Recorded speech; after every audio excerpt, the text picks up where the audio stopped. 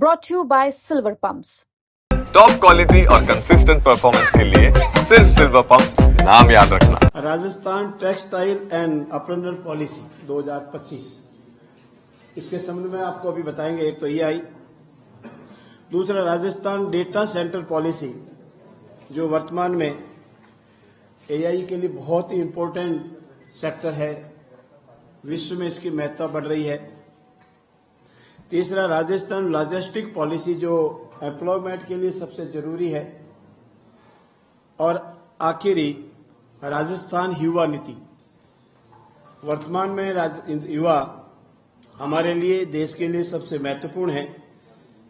इन 4 policies के संबंध में आज किया गया।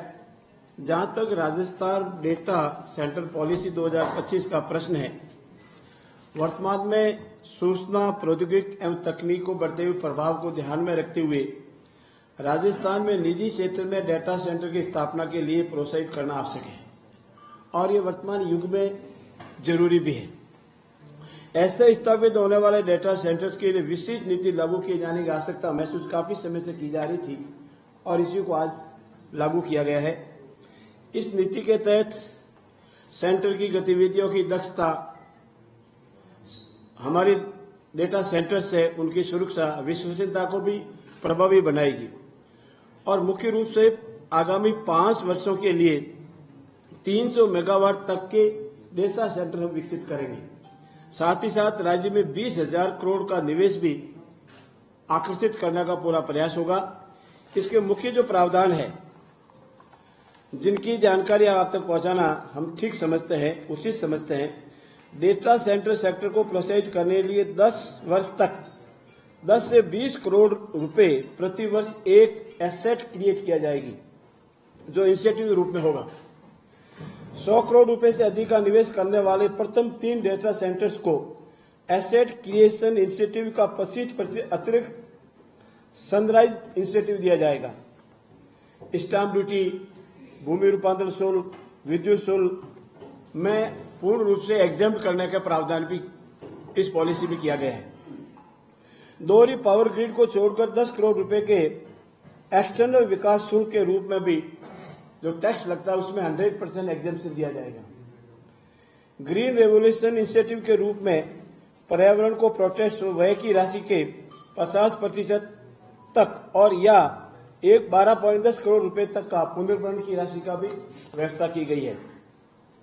भौगोलिक संकेतों, पेटेंट, कॉपीराइट, ट्रेडमार्क के पंजीयन जो हमारे स्टेट के लिए जरूरी होते हैं, उनका 50% तक अधिकतम 1 करोड़ तक की सहायता दी जाएगी। ये है हमारा पहला पॉलिसी, जो हमारी डेटा सेंटर पॉलिसी अभी आज हमने अप्रूव की है। दूसरा है हमारा Rajasthan textile and April policy. देखिए, वस्त्र परिधान राजस्थान की अर्थव्यवस्था के लिए सबसे महत्वपूर्ण है। रोजगार के लिहाज से लघु उद्यम, तो हमारे जो सूक्ष्म उद्यम है, लघु उद्योग जो एमएसएमई सेक्टर है उसके लिए, और साथ ही साथ अर्थव्यवस्था को गति देने के लिए भी। और इसीलिए वस्त्र परिधान क्षेत्र में सेक्टर को सबसे महत्वपूर्ण माना गया और इसी कारण आज इस पॉलिसी को मंजूरी दी गई है। इसमें शहर के अलावा ग्रामीण क्षेत्रों को भी विशेष फोकस किया गया है। 10 वर्ष तक 80 करोड़ रुपए के प्रतिवर्ष तक एसेट क्रिएट किए जाकर इसमें भी प्रावधान किया गया है। भूमि, भवन, क्रय या लीज, आइदर यू परचेज और आप लीज में लें तो स्टाम्प ड्यूटी या पंजीयन शुल्क में कंप्लीट एग्जेम्पशन दिया गया है। बिजली उपयोग व इलेक्ट्रिसिटी ड्यूटी पर 100% एग्जेम्पशन दिया गया है। भूमि उपयोग के रूपांतरण पर 100% एग्जेम्पशन दिया, जो कन्वर्सन चार्जेज है वो नहीं लेंगे।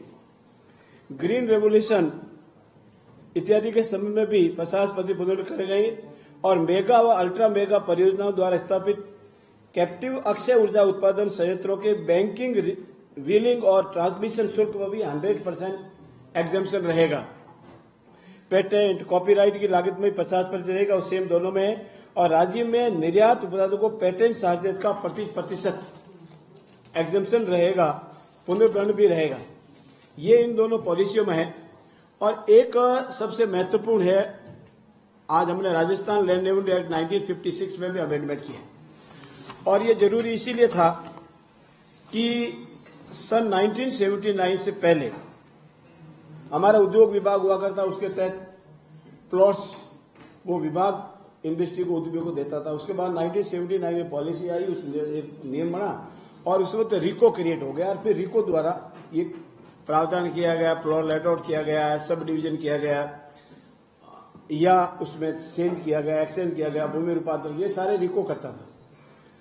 एक कोटा का प्रकरण आया, वो सुप्रीम कोर्ट तक गया और उसमें ये सुप्रीम कोर्ट ने माना कि आपने रिको को जो लैंड राइट दिया है वो विधिवत लॉ के अनुसार ट्रांसफर नहीं हुआ है और रिको चूंकि विधिवत राइको को ट्रांसफर नहीं किया, इसलिए रिको द्वारा जो भी काम किया जाता है वो सही नहीं है।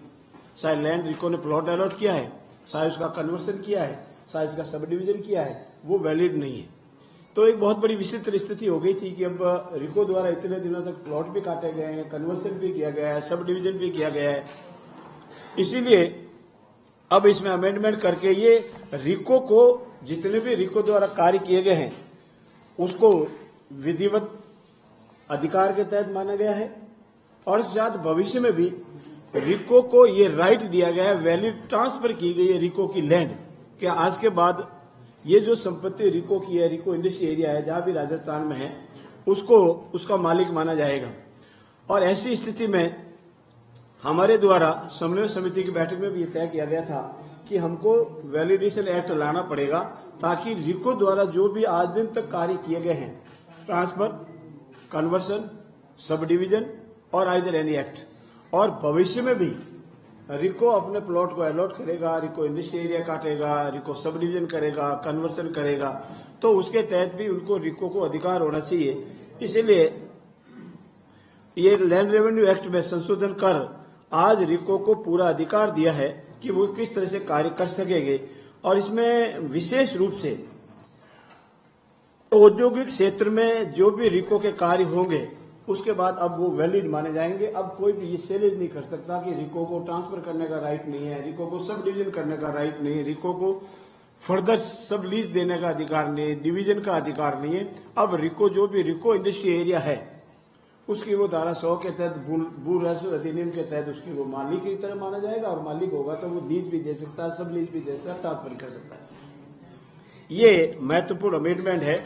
और साथ ही साथ आज हमने एक शिक्षा के संबंध में भी, क्योंकि हम लोग सब भारतीय हैं, हम उस गुरुकुल परंपरा से आए हैं जिस परंपरा हमारे यहाँ गुरुकुल माना जाता था, गुरुकुल हुआ करता था और हम विश्व में विश्व गुरु के नाम से माने जाते थे। हमारे बड़े बड़े आश्रम होते थे, गुरुजी होते थे, पढ़ाते थे और उसकी एक परंपराएं थी। तो उसी में हमारे जो वाइस चांसलर है और कोई जो पद नाम से जाना जाते थे, vice chancellor, pro vice chancellor, उसको आज से हमने कुल गुरु और प्रतिकुल गुरु के नाम से जानेंगे। ही हमने यूनिवर्सिटी एक्ट में अमेंडमेंट किए। उनके आज की जो परिभाषा होगी, कुल गुरु और प्रतिकुल गुरु, जो वाइस चांसलर है वो कुल गुरु, जो प्रो वाइस चांसलर है प्रतिकुल गुरु के नाम से जाने जाएंगे। ये मोटे मोटे रूप में आज कैबिनेट ने अप्रूव किए हैं